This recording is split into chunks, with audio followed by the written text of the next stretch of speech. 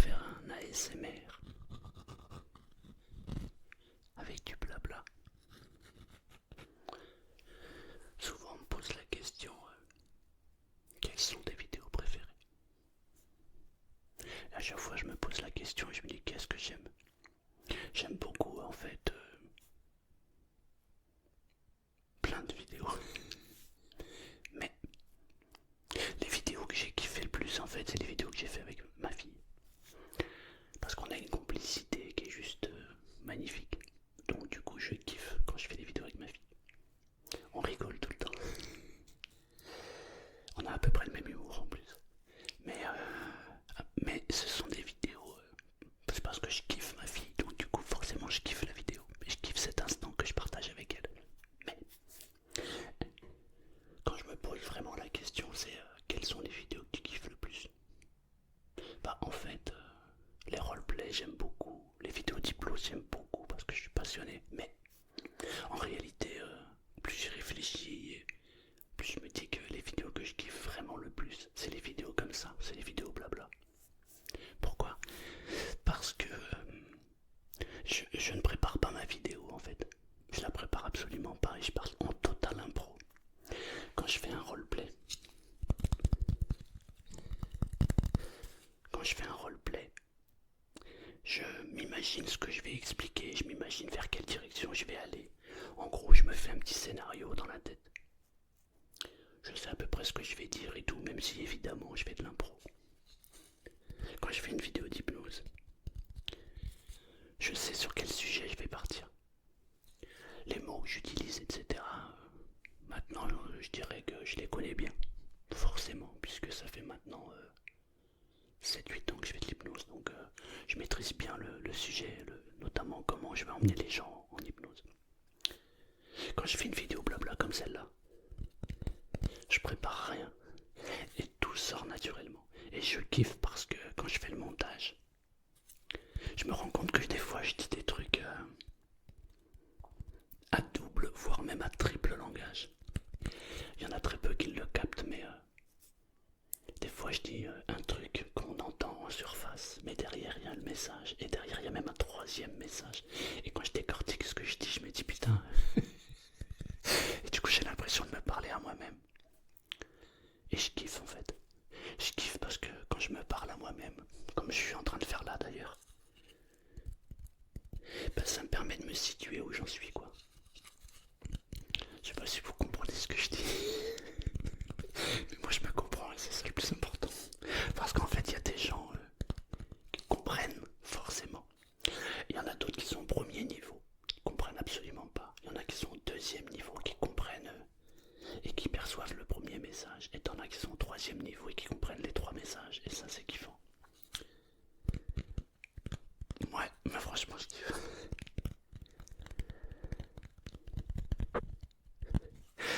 Parfois je me demande si je suis seul à me poser autant de questions. Je me pose plein de questions en fait et j'ai plein de réponses et je trouve ça kiffant. Des fois je vois des gens, j'ai même des discussions où je me dis mais waouh, il y a des gens qui ne se posent aucune question, aucune. Ils se lèvent le matin, ils vont au taf, ils vont manger le midi avec les collègues ou seuls. Ensuite ils travaillent, ils prennent soit le métro, soit le bus, soit ils prennent leur voiture et ils rentrent à la maison. Ils vont se mettre sur le canapé ou ils vont préparer à manger, ils vont regarder ensuite un film à la télé pour se détendre. Et puis ils vont se coucher. Et ça va durer tout le temps. Je me dis mais incroyable quoi. Je sais pas, je dois vraiment être bizarre parce que moi c'est depuis que je suis né, je me pose tout le temps des questions. Il y a tellement de trucs qui vont pas que je me dis mais c'est dingue. Ouais, c'est ouf. Il n'y a personne qui a raison et personne qui a tort en fait. Hein. Chacun vit son truc. Mais il est vrai que chacun voit le monde avec ses croyances et sa vision du monde. Parfois je souris quand je rencontre quelqu'un qui m'explique un truc qu'il vient de comprendre. Avant j'avais un ego et je disais, mais c'était il y a longtemps, je disais, quoi tu découvres que ça maintenant toi? J'étais un prétentieux à l'époque.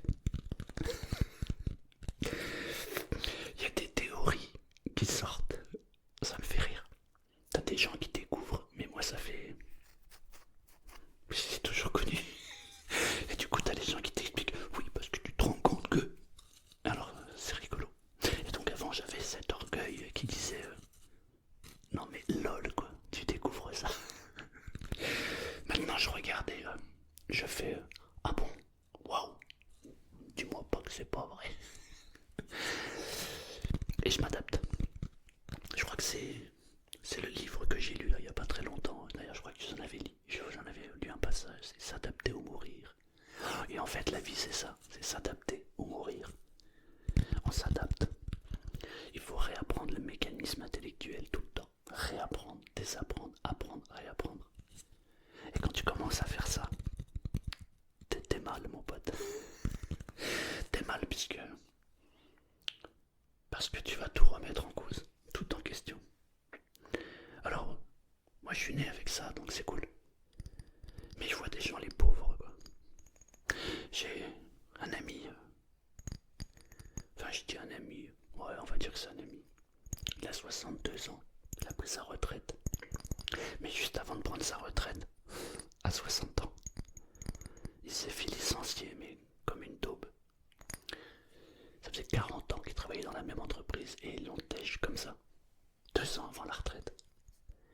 Et du coup, il a passé sa vie à faire je me lève, je vais au taf, je rentre le soir, ma femme m'a préparé à manger.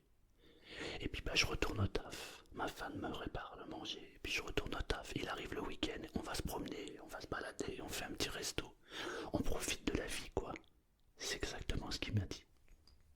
Et puis il s'est fait licencier. Du coup il a eu un petit peu de temps, parce que trouver du boulot à 60 piges, faut se lever de bonne heure. Et comme il lui restait que 2 ans, il n'a pas forcément beaucoup cherché, puisqu'il a été licencié. Alors il s'est mis à regarder sur internet des trucs, puis d'autres trucs, puis d'autres trucs qui l'ont amené à d'autres trucs. Le réveil est très très douloureux. Ouais. Mais rassurez-vous, je lui ai fait 3 séances d'hypnose et il va beaucoup mieux. Ouais.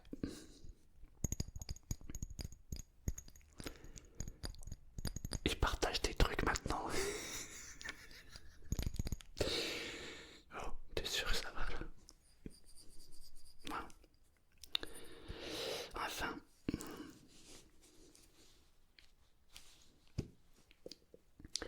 chacun apporte sa vision du monde à l'autre.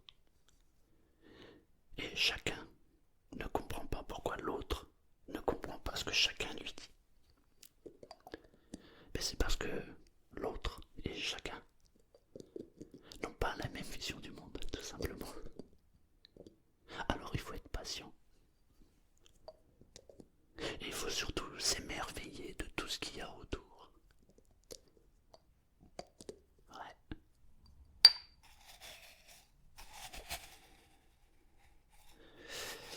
C'est ça. Et puis il arrive à un moment où on n'a plus envie, quoi. On n'a plus envie. On a fait ce qu'il y avait à faire. On a dit ce qu'on avait à dire. Et puis il est temps de passer à autre chose. Et de laisser chacun se réveiller à son niveau. De comprendre des choses. Mais il y a des gens qui ne comprendront jamais. Qui ne se réveilleront jamais. Qui resteront au premier degré. Et j'avoue que pour moi, ça a été le plus difficile à accepter. Ouais, c'est vraiment un combat que j'ai vécu à l'intérieur de moi.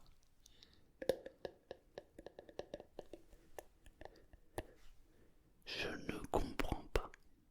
Mais maintenant j'arrive à comprendre parce que j'ai une réponse à une question et du coup ça va beaucoup mieux. C'est top. Mais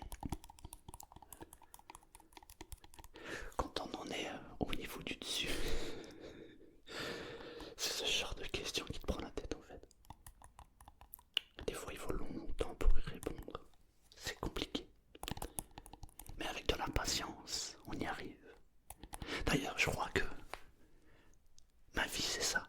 Moi si je suis venu ici c'est pour avoir la patience. Et tu sais quoi? Ça marche. Oui, oui, ça marche. Maintenant, je suis devenu quelqu'un de patient. Incroyable. J'aurais jamais cru. Comme quoi, tu vois.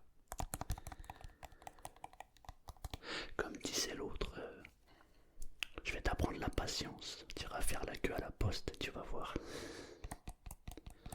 Pour celui qui sait qui est l'autre. C'était il y a un petit moment déjà.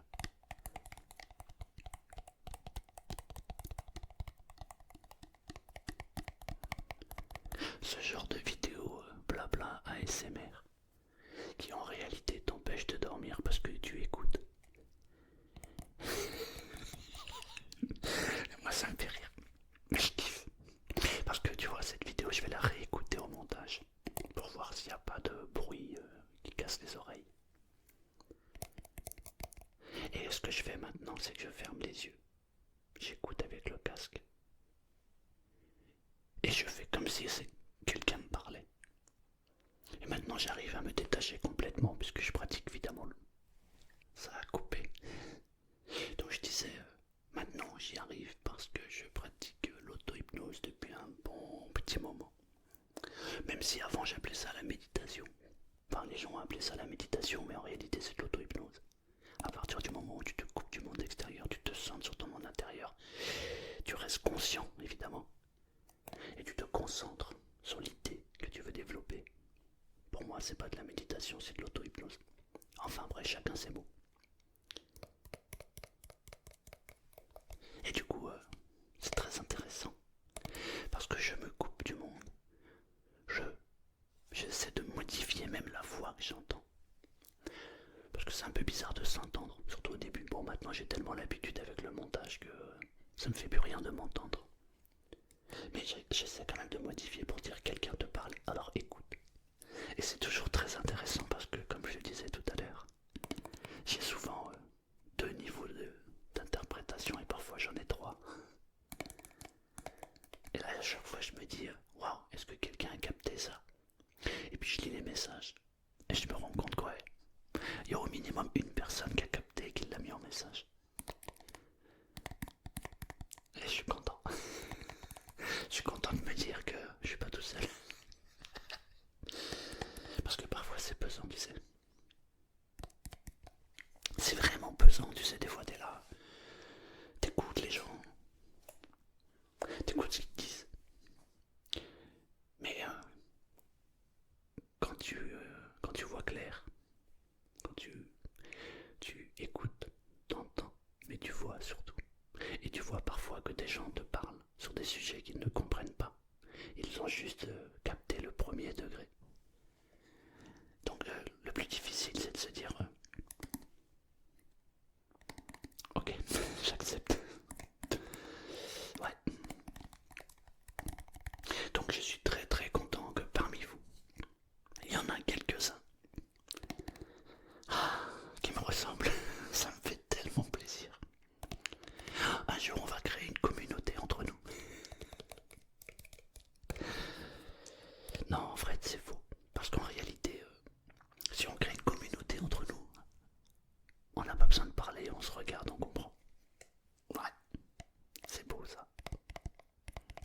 Faut que je me le note.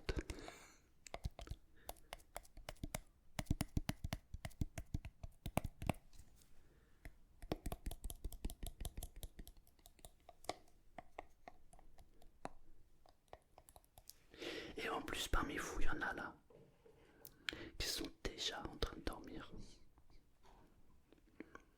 Mais le truc, c'est que comme je continue à parler, mais vous m'entendez tout doucement.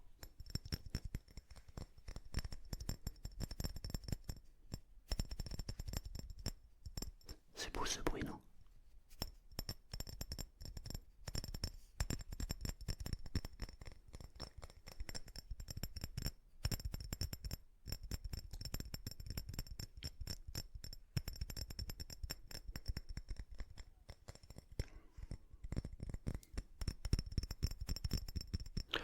Vous avez été très très nombreux à répondre à la vidéo où je vous demandais quel type de vidéo vous voulez et que en fait vous me dites qui vous êtes, etc. Et je vous le fais en roleplay. J'ai eu beaucoup de réponses. Mais en fait j'ai eu très peu de de réponse à la question que j'ai posée. Je vous ai demandé, dites-moi votre pseudo, qu'est-ce que vous aimez, de quelle manière, etc. Comme ça j'en ferai un roleplay.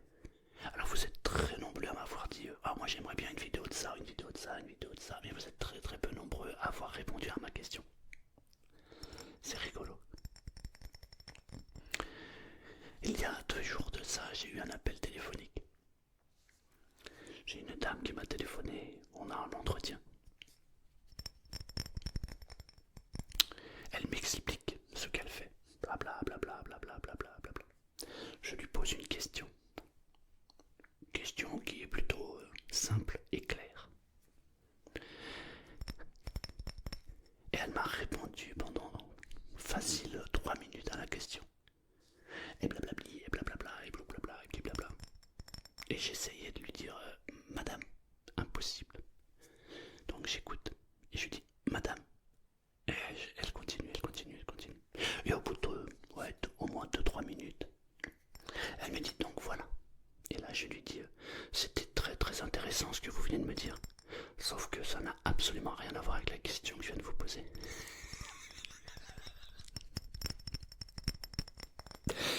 Et il y avait ma fille qui était à côté de moi.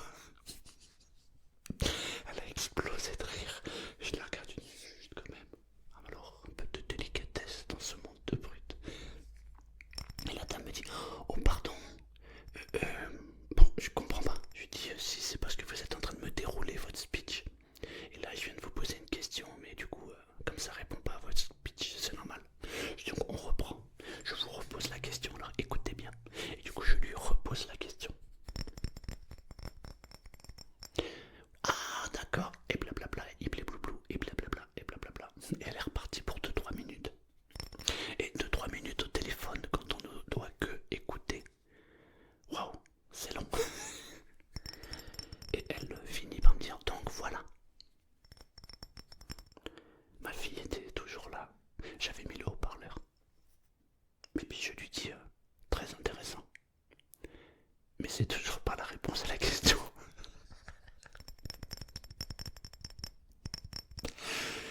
On vit un monde étrange en fait. Les gens entendent mais n'écoutent pas. Ouais, on vit vraiment une époque bizarre.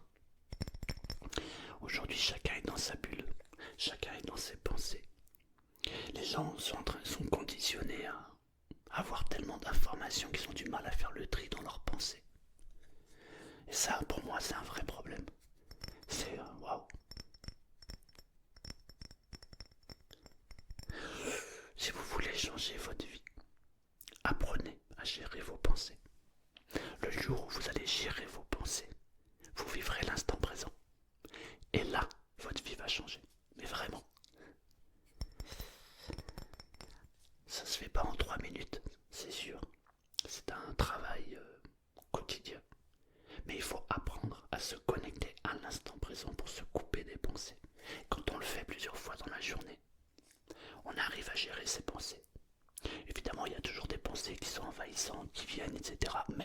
Mais, à force, on les gère, on les élimine immédiatement. Et on est concentré. Et on vit l'instant. Quand on vit l'instant, on écoute, on n'entend pas. On écoute. Et quand on écoute, ça change tout. Parce que quand on est à l'écoute, on entend même les oiseaux. Bon, du coup, elle a fini par répondre à ma question au bout de la 3e fois.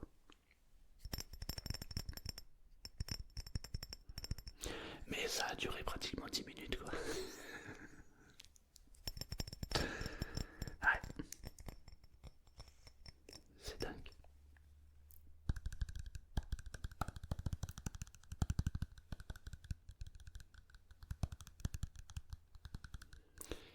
Mais elle m'a rappelé hier. Et elle m'a parlé d'autre chose. Et comme la question que je lui avais posée, normalement, elle n'aurait pas dû être posée. C'est juste que moi, j'ai un esprit qui va toujours au bout des choses. Et bien ce qu'elle me dit hier est contradictoire à ce qu'elle m'a dit il y a 2 jours. Donc je je lui ai posé la question, elle m'a répondu au bout de 3 fois une réponse. Et que la réponse qu'elle m'a donnée ne correspond pas à ce qu'elle me dit aujourd'hui. Ah ouais, c'est vrai ça. Bah ouais, parce que je l'ai sorti de son speech et de son contexte. Donc du coup, il y a une anomalie. Pour être vulgaire, je dirais il y a une couille dans le pâté. Ouais, c'est tellement facile de déstabiliser les gens. C'est incroyable. Il suffit de dire un mot ou une phrase, si ça correspond pas à leur logiciel intérieur, bam, bah il y a un bug. Ouais, un bug. C'est toujours très intéressant.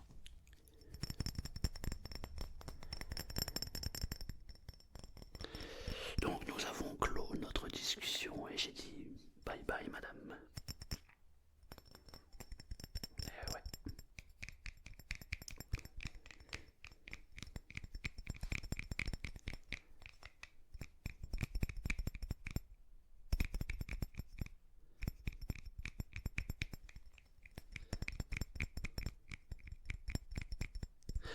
Ah, sinon oui, je sais plus si je vous l'ai dit mais j'ai fait un live, un vrai live, où j'étais présent, où j'ai fait une, comment je pourrais dire, pas une conférence mais un programme hypnotique en fait, où j'ai expliqué ce que c'est que l'hypnose, comment ça fonctionne, et j'ai fait des tests hypnotiques.